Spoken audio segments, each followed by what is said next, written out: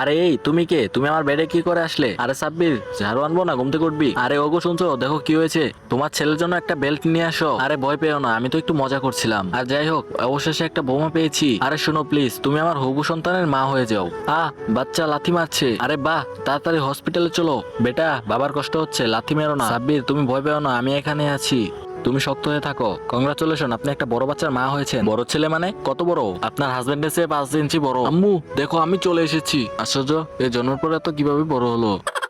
কিন্তু দুঃখের কথা একটাই, আপনার হাজবেন্ড আর বেঁচে নেই। সাব্বির, তুমি আমাকে ছেড়ে কোথায় চলে গেলে? চিন্তা করবেন না, আমি সাব্বিরকে মোবাইলের ভিতর ঢুকিয়ে দিয়েছি। কি?